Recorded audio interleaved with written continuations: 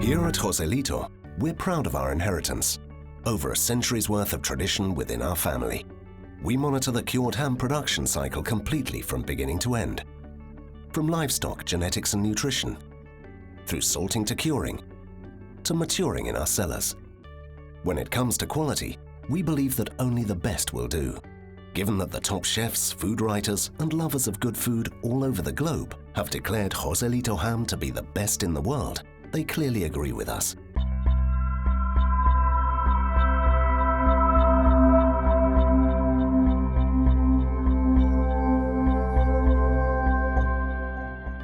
In the following guide to carving, handling and storing Joselito cured ham, we share some of our best kept secrets with you. We show you how to carve a whole ham so that you get the best and most out of every bit of it, and enjoy all the inimitable nuances and subtleties that make Joselito cured ham such a gastronomic treat. All Joselito hams are obtained from pigs of the Iberico breed that have been fed on acorns, grass and other natural products of the dehesa, wooded pasture land, where they range freely. As a result, they have certain distinctive characteristics that are discernible even from the outside. A Joselito ham is a long, elegant shape with a slender foreleg, black hoof, V-shaped incision, and fat that oozes when pressed with the fingers. Each ham also bears an identity tag and another tamper-proof one that shows not only the serial number ID, but also the year the ham started its curing process, like the system used for vintage wines. This enables our consumers to appreciate the end result of the long, slow curing and maturation processes. Parts of the ham. There are 4 different areas on a ham, each with different characteristics. The round side of the ham, the matha, is the juiciest part and the one on which there is most meat. The babilla, the side opposite the matha, is narrower and usually more thoroughly cured. This is the leanest and least juicy part of the ham. The punta, the wide end of the ham at the opposite end to the hoof, is full of flavor and rich in fat content. The cordillo, in the upper part of the matha, is particularly delicious, very sweet and aromatic. The place where the ham is to be sliced must be clean, safe and convenient to work in. A ham stand is essential for slicing ham properly. It must be positioned at a comfortable hand height for the carver and be perfectly level and stable. Ham stands come in various models, and it's important to find the type best suited to your needs. It is vital that it holds the ham firmly and that its base is non-slip. 3 types of knife are needed for carving a Joselito cured ham. A long flexible knife, a ham knife used for slicing. A serrated knife, like a bread knife, used for removing the skin.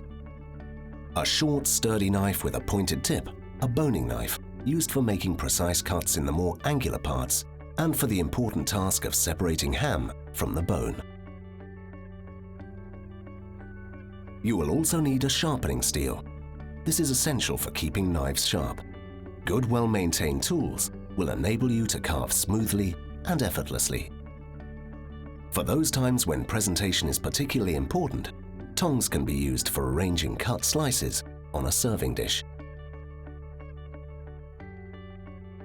The first thing is to decide where to start cutting your Joselito ham. If it is going to be eaten quickly, the matha is the place to start, securing the ham in its stand with the hoof facing upwards. However, if the ham is likely to be eaten more slowly, as is generally the case at home, it is better to start at the babilla, the reason being that this is the least fatty part of the ham and will therefore tend to dry out sooner than the rest. The recommended carving temperature is around 25 degrees centigrade. For the flavors and aromas of a Joselito ham to be enjoyed to the full, it should be kept at that temperature for a few days before carving, approximately 2 weeks. The first step is to use the serrated knife to make an incision around the foreleg in the narrow part of the ham, near the bone. This part is tough, so a firm hand is needed. Remove the skin by slicing towards the previous crosswise cut. Make sure that you always keep your free hand behind and above the knife to avoid cutting yourself. Wearing a chainmail glove provides extra protection. Once the skin has been removed, the outer layers of deep yellow-colored fat must be cut away. Always start at the hoof end and slice towards the thigh bone. If the whole Joselito ham is to be eaten within the same day, the skin and fat can be removed completely. This makes it easier to carve. However, if it is to be eaten over a longer period, you should only cut away the skin and fat from the part that is to be eaten immediately, leaving the rest in place as protection against the effects of exposure to the air. Several of the slices cut from the first layers of white fat should be set aside. They will come into play later as protection for the ham once you have finished slicing. It is very important for the cut area of the ham to be clean and clearly delineated so that it can be covered to prevent its drying out and taking on a rancid taste. Be sure not to remove any white fat from the interior. Joselito ham's healthy fats are the source of its marvelous flavor, in which the combination of fat and lean is a key element. This fat is aromatic, full of flavor, delicately juicy, and furthermore, good for you. Start cutting in the part known as the matha. Use the ham knife intended for slicing. Beneath the first layer of fat is the lean meat, liberally marbled with fat. When you reach the thigh bone, use the boning knife to cut decisively around the bone so that you can separate it from the ham. This will make it easier to extract slices from this part of the joint. As the bone reappears at surface level, repeat the same operation. Continue cutting slices from the surface you started with and from the new surface, the punta that has appeared behind the bone. The blade of the knife should be pressed firmly against the ham, and the back and forth slicing movement should be slow and rhythmic without you ever having to exert force. If the knife is properly sharpened, it will glide along easily and respond to a light touch, rather like playing the violin. All your freehand has to do is to take away the cut slices. Remember to keep it above and behind the knife blade. The aim is to achieve small, thin slices, some 4 to 5 centimeters long. All the slices should contain enough lean and fat meat for the flavor to be enjoyed to the full. The cut surface must always be flat and perfectly horizontal, without any steps or curves.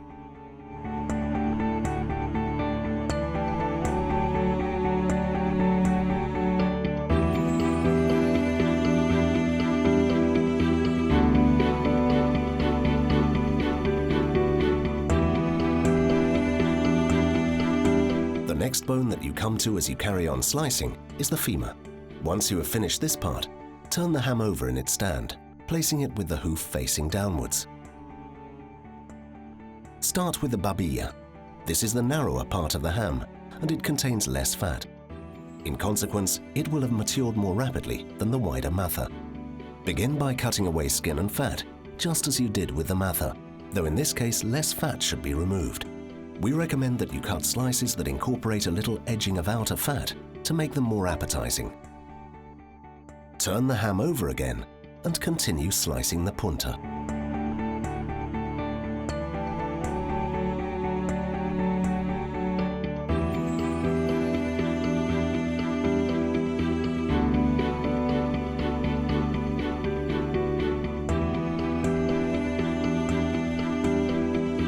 The codillo in the upper part of the ham is a particularly flavorful part of the joint and can be cut either into chunks or slices. When you reach the meniscus, use the boning knife to separate the bone from the ham. You will then be able to extract new slices without difficulty.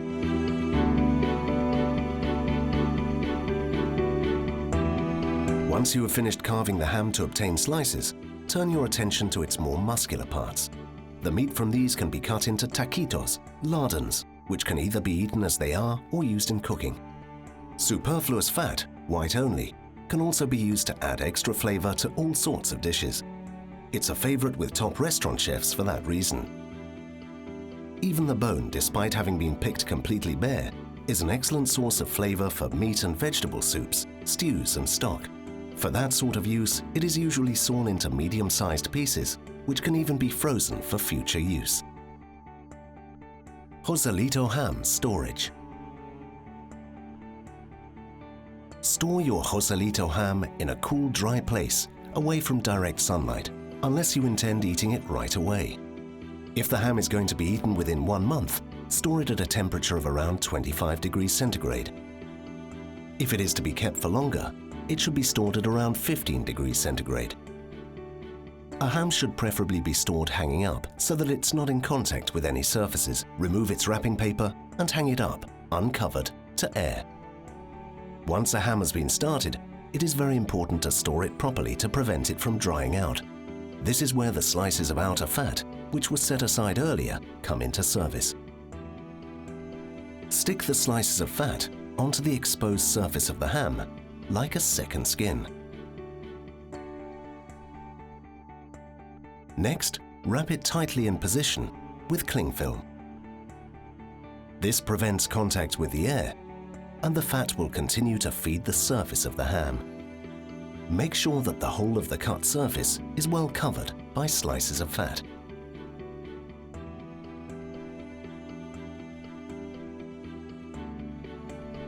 Leaving slices of ham exposed to the atmosphere must be avoided at all costs.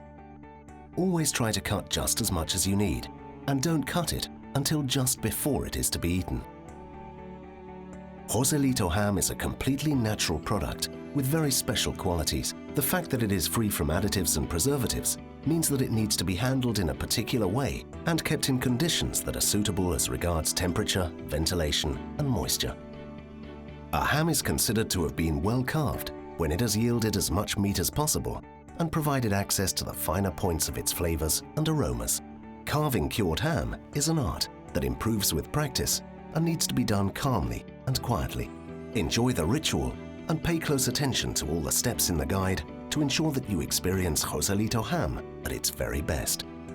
Slices should be arranged on a plate so that they overlap slightly, not too far apart, but not heaped on top of each other either. Slices should be thin and almost translucent, shiny, aromatic, and juicy.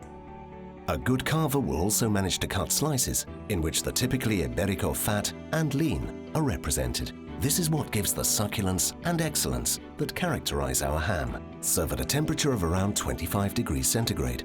When starting a ham which is to be eaten completely and immediately, it is a good idea to combine slices from different parts of the piece. That makes it possible to recognize and revel in the different aromas and nuances contained within each part of the ham. Carving sometimes reveals white specks within the meat. These appear as a result of long curing and could be said to represent a quality guarantee.